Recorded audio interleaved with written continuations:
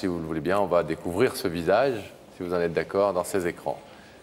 Elle se trouve de l'autre côté du rideau, cette personne. D'accord.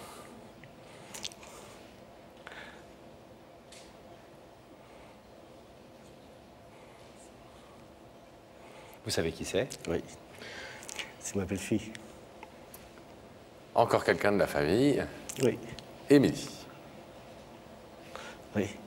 Ça a l'air de vous émouvoir de la voir. Bah oui. Oui, oui, parce que bon, je pensais pas me faire piéger par elle. Ouais. Est-ce que vous voulez savoir ce qu'elle est venue vous dire, Émilie, ce soir? Oui, mais je suis venu pour ça. Émilie, ma grande, Oui. c'est à vous.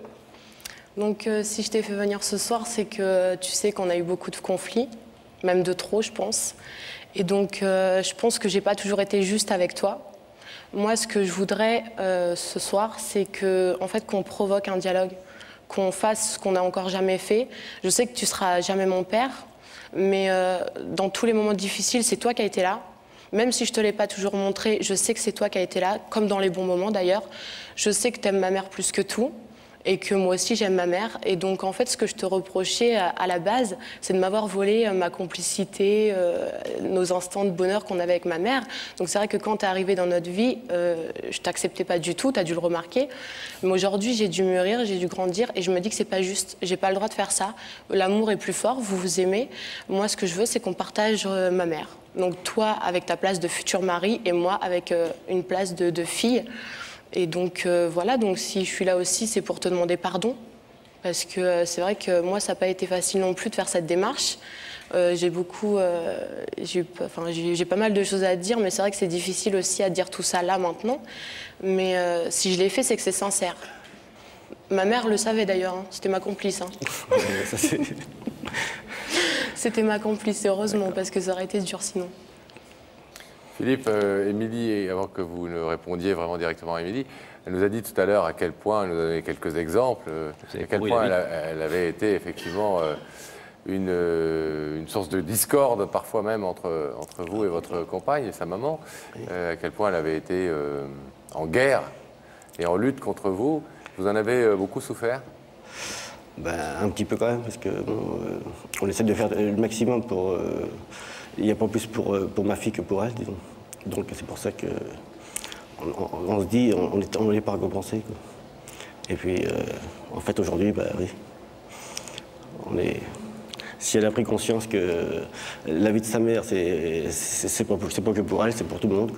Il faut partager la vie. Et je crois que on peut partir sur de bonnes bases. Vous en avez voulu quand elle faisait des misères et quand elle était odieuse, quand elle venait pas manger à table le soir, etc. Où vous vous disiez, elle est adolescente, c'est dur l'adolescence. Vous avez une fille d'ailleurs qui a le même âge, je crois. C'est pas facile à gérer. C'est pas facile à gérer. Deux filles du même âge, c'est pas facile à gérer. Voilà. Et vous étiez plutôt dans l'énervement ou plutôt dans essayer de comprendre, ou parfois c'était trop dur. Bon, un petit peu dans l'énervement parce que bon, c'était pas forcément justifié.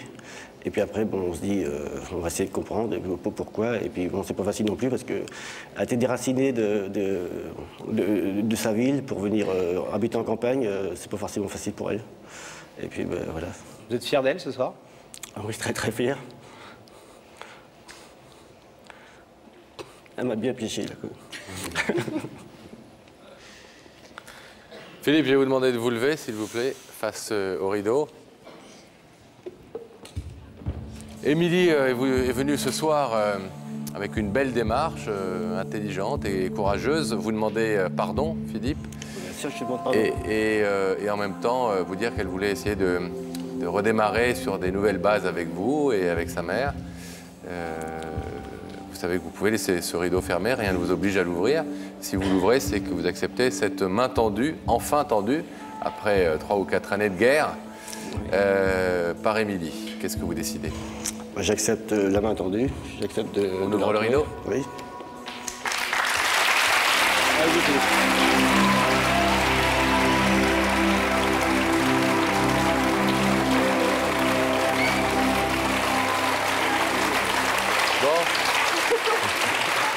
Bon, ça va mieux, Émilie? Qu'est-ce qu'on ressent Qu'est-ce je qu'on me dis ressent qu'en là? fait, il a réussi à... Il a perçu le message que je voulais lui faire passer, en fait. Et c'est vrai que ça a été difficile pour moi de faire tout ça.